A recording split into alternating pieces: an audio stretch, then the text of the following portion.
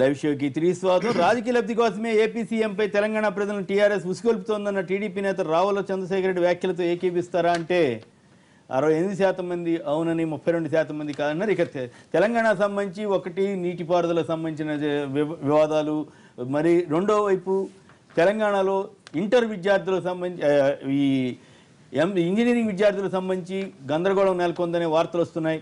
ఈ పరిణామాలపైన ముందుగా దయాకర్ గారు చెప్పండి. ఈ రెండింటిలో గవర్నమెంట్ తొందరగా స్పందించాల్సిన అవసరం ఉందనేటువంటి, విద్యార్థులు మైగ్రేషన్ సర్టిఫికేట్ తీసుకుని కూడా వెళ్ళిపోతున్నారట. మరి కడిసి గారి మంచి సమర్థుడనే పేరు ఉంది, మరి ఆయన ఇటువంటి వాటిలో కొంచెం చొరవ తీసుకోవాల్సిన అవసరం ఉంది కదా. స్వయాన పల్లా రాజేశ్వర రెడ్డికే ఇంజనీరింగ్ కాలేజ్ అంటే ఆయననే కడియం సీఆర్ మీద ఎగిరినట్టుగా చూస్తున్నాం. అంటే ఈ ఇంజనీరింగ్ సీట్ల మీద అసలు ఈ విద్యా విధానం మీద సరైన ఒక అవగాహన లేని పరిస్థితిలో ఈ పరిస్థితులు వస్తున్నాయి. అన్నిటికీ ఎంతసేపు ప్రతిపక్షాలను ఏ రకంగా ఇరుకునబెట్టాలి, ఎవరిని గుంజాలనే ప్రయత్నాలు చేస్తున్నారు తప్పితే ఈరోజు ఇంతకుముందు అడ్మిషన్ సరిగ్గా కాకపోవడం వల్ల బెంగళూరుకు అడ్డుతరలిపోయిన పరిస్థితి ఉన్నది. వీళ్ళు ఒక 200 కాలేజీలని ఎందుకో కక్ష కట్టినట్టుగానో, లేకపోతే నాకు తెలిసి నేను అనొచ్చు అనలేదు కానీ మామూలు అందకనో కానీ వాటిని బ్లాక్ లిస్ట్లో పెట్టిన పరిస్థితి ఉన్నది.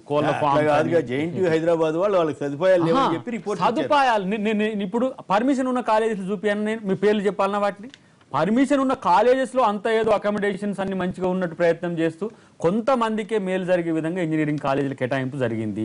ఈ రోజు ఇక్కడ ఉన్న సగటు విద్యార్థి, తెలంగాణ విద్యార్థి అంటే ఈరోజు తెలంగాణ విద్యార్థి మాత్రమే కాదు, ఎక్కడి నుంచో వచ్చి ఇక్కడ చదువుకుంటున్న వాళ్ళు, స్థిరపడ్డ వాళ్ళు ఎంతో మంది. హైదరాబాద్కు విజయవాడకు చాలా తేడా ఉంటుంది. లొకాలిటీ అనే దానికి కూడా డెఫినేషన్ డిఫరెంట్ గా ఉన్నది. కాబట్టి ఈ విషయాల్లో ముఖ్యంగా నేను ఎందుకంటే ముఖ్యమంత్రి దీని మీద ఒక రివ్యూ చేయాల్సిన అవసరం ఉంది. అక్రమాలకు ఎక్కువగా తావున్న ప్రాంతం ఇప్పుడు ఇది. ఇంజనీరింగ్ కాలేజెస్ ఒక్క సీట్ని దాదాపు 15-20 లక్షలకు అమ్ముకుంటున్న పరిస్థితి ఉన్నది. వాళ్ళు మేనేజ్మెంట్ కోటా అనేది ఏదైతే ఉందో అది పూర్తిగా కరప్టెడ్ కోటా. కాబట్టి ముందు అసలు అడ్మిషన్స్ అయితే తర్వాత అడ్మిషన్స్ కాకుండా ఉండడానికి జరుగుతున్న కాన్స్పిరసీని చెప్తున్నా మీకు. కోర్టులో కేసులు వేయడం వెనుక ఉన్న అంతరాలు చెప్తున్నా నేను. ఈ రోజు ఇవన్నీ ఒకదానికొకటి లింక్ అయి ఉన్న సమస్య. ఇది ప్రమాదకరం కదా, పిల్లల భవిష్యత్తు దెబ్బతినే. పోయినసారి కూడా సేమ్ ఇదే అంశాన్ని కొంత మనం చిన్నగా చూసినాం, ఇది పెద్దగా చూస్తున్నాం. మీకు బయట కనపడుతున్నది అడ్మిషన్లు కనపడని అంశం. అడ్మిషన్లు జరగకుండా ఉండడానికి జరుగుతున్న తతంగం వెనుక దానివల్ల ఉపయోగం ఉంది. అడ్మిషన్లు జరగకపోతే వాళ్ళు ఏంది ఇప్పుడు మాకు మాత్రమే ఉండాలి, కొంతమందికి ఉండొద్దు. ఇప్పుడు 3 కాలేజీలు ఉన్నాయి ఒక ఆయనకు, నీ దాన్ని నేను పర్మిట్ లేకుండా చేస్తే కాలేజీల మధ్య తగాదాలు వస్తున్నాయి. నీకు ఒక కాలేజీ దానికి సంబంధించి అనుబంధాలు 2-3 తీసుకుంటున్నారు. ఇప్పుడు చైతన్య నారాయణకు సంబంధించింది ఇంతకు ముందు ఏం చర్చ ఉండే, 2-3 కాలేజీలకు పర్మిషన్ తీసుకొని 20-30 కాలేజీలు ఒక కోళ్ల ఫామ్ లో పెట్టినట్టు పెడతారు అన్నారు కదా. సేమ్ ఇప్పుడు ఇంజనీరింగ్ కాలేజీల కల్చర్ వచ్చింది. దాన్ని సబటైజ్ చేయడానికి మీకు కోర్టులకు పోవడం. భాషా గారు హైదరాబాద్ నుంచి, భాషా గారు నమస్కారం, మాట్లాడండి. మీరేమంటారు? ఈ ఇంజనీరింగ్ కాలేజీల అడ్మిషన్ల మీద తెలంగాణ ప్రభుత్వం చొరవ తీసుకోవాల్సిన అవసరం ఎంతవరకు ఉందంటారు? ఏంటి? హలో హలో, మాట్లాడండి సార్. నమస్తే సార్. నమస్తే, మాట్లాడండి ప్లీజ్. సార్, ఇంజనీరింగ్ కాలేజీలో ఇంతవరకు అడ్మిషన్ జరగలేదు సార్. ఇంకా అవును, చాలా ఇదైతుంది సార్. ఇక్కడ ఇంతకుముందు అంటే 2 రాష్ట్రాల మధ్య అవి ఇవి కొంచెం తగాదా ఉండే. ఇప్పుడు అది కూడా కంప్లీట్ అయిపోయింది, అయినా ఇంతవరకు అడ్మిషన్స్ కావట్లేదు సార్. చాలా ఇది టెన్షన్ లో ఉన్నారు సార్ చాలా మంది. అందుకని మీ తరఫున కూడా మాట్లాడాలనే ఉద్దేశంతో ఈ చర్చ జరుపుతున్నాం. ప్రభుత్వం దృష్టికి కూడా వెళ్ళే ఉంటుంది, బట్ మనం కూడా మన వైపు నుంచి కూడా చెప్పడం మంచిది కదా అని చెప్తున్నాం. రైట్. ఇక్కడ ఈ రాష్ట్రంలో అడ్మిషన్స్లో ఒత్తిడి ఉండడం సహజం. ఎందుకంటే భారతదేశ వ్యాప్తంగా ఇంజనీరింగ్ కాలేజీలని నాణ్యమైన విద్య అందించడానికి మంచి కాలేజీలనే పెడతా ఉన్నారు. విద్యా విధానంలో కూడా చాలా బృహత్తరమైన మార్పులు రావడం, అందులో ఇంజనీరింగ్ కాలేజీలకును పరిశ్రమలకి మేము లయేషన్ చేస్తూ ఒక టాస్క్ ఫోర్స్ని కూడా మేము ఏర్పాటు చేయడం. ఏమంటున్నంటే కొంత ఒక విధానాన్ని కూడా మేము మార్చుకునే ప్రయత్నంలో ఉన్నాం. తన పిల్లల్ని తాను ఎవరు నష్టం చేస్తారు? ఏ రాజ్యాధినేత అయినా కానీ, కేసీఆర్ గారు కానీ ఇంకెవరైనా కానీ తన రాష్ట్రం పిల్లల్ని, తన బంగారు భవిష్యత్తుని ఎవరు కాలరాయారు? అకాడమిక్ ఉంది, అకాడమిక్ విఘ్నులు లేనట్టు తెలంగాణ ప్రభుత్వానికి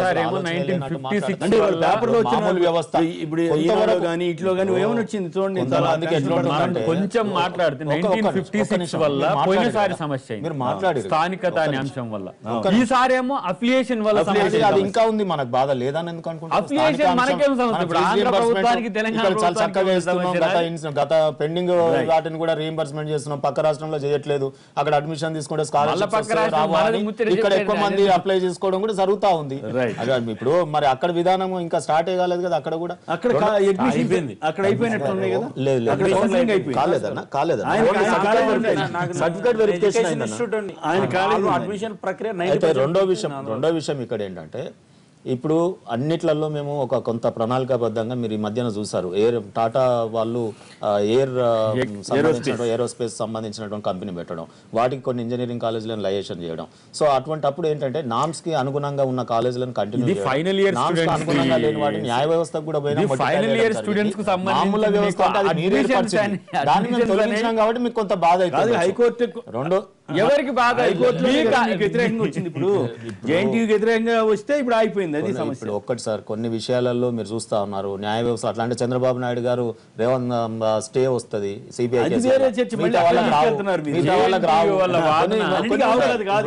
వారు ఏ రకంగా. హైదరాబాద్ నుంచి మరొకరు లైన్ లో ఉన్నారు. హలో హలో ఈశ్వర్ రెడ్డి గారు నమస్కారం, మాట్లాడండి. నమస్తే అండి. నమస్తే, మాట్లాడండి ప్లీజ్. అంటే ఒక్క నిమిషం కొంచెం అంటే మాట్లాడండి, పర్వాలేదు. ఇప్పుడు జీవితాన్ని మార్చేస్తుందని చెప్పి అంటా ఉంటాం.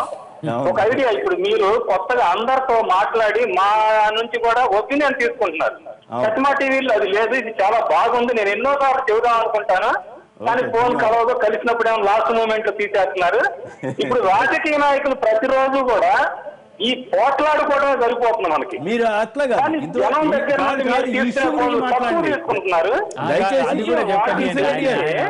ఈశ్వర్ రెడ్డి గారు దయచేసి ఇంజనీరింగ్ కాలేజీల గురించి చర్చ జరుగుతోంది, లేదు మీరు పాల్గొన సబ్జెక్ట్ గురించి మాట్లాడిన తప్ప అనవసరమైన విషయాలకి టైం వేస్ట్ చేయొద్దు దయచేసి.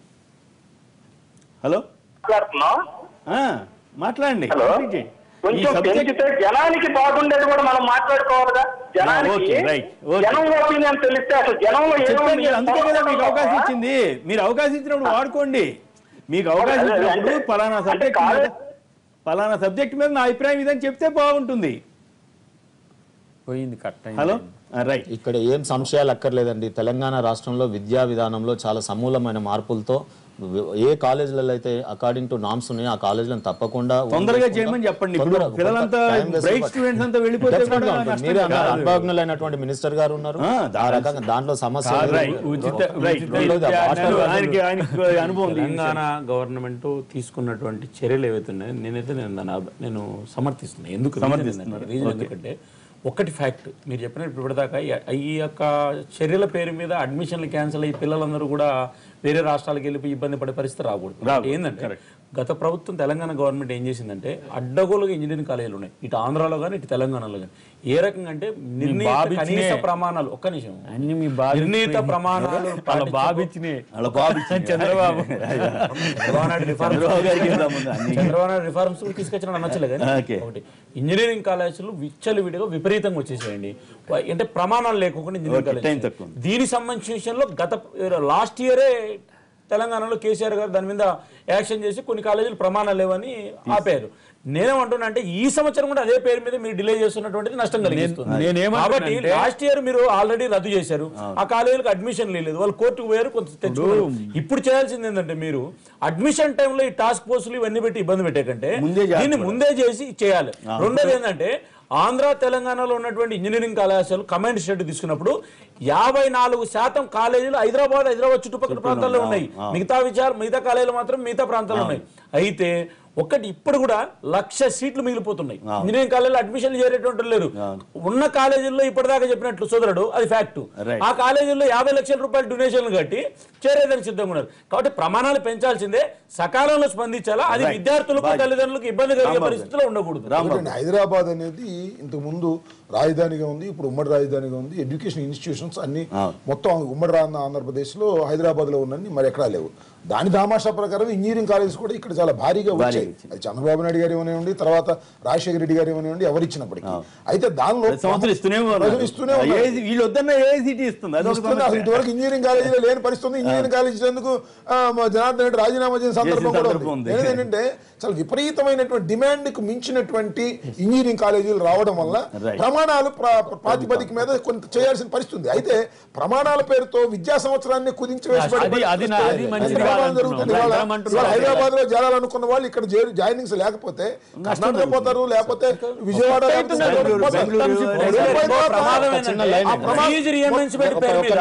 గత 4 సంవత్సరాలుగా విద్యా కాలేజీల యాజమాన్యాలకు వాళ్ళకి ఇప్పటిదాకా పిల్లలకు ఫీజులు ఇచ్చే పరిస్థితి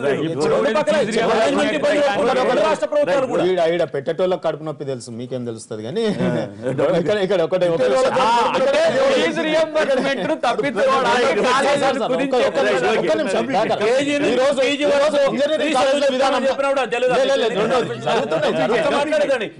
నుంచి పీజీ వరకు ఫ్రీ ఎడ్యుకేషన్ ఇస్తామని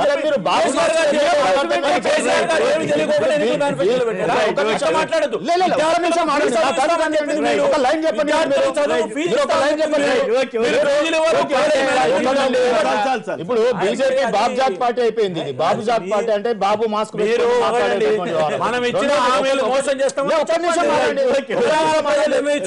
నిమిషం. ఈ రోజు ప్రభుత్వ విధానం గతంలో ఒక్క రంగారెడ్డి జిల్లాలో ఇవాళ సుమారు 100 ఇంజనీరింగ్ కాలేజీలు ఏర్పడితే ఒక్క కాలేజ్ రంగారెడ్డి జిల్లాలో ప్రభుత్వ డిగ్రీ కాలేజ్ లేదు. రాజశేఖర రెడ్డి గారు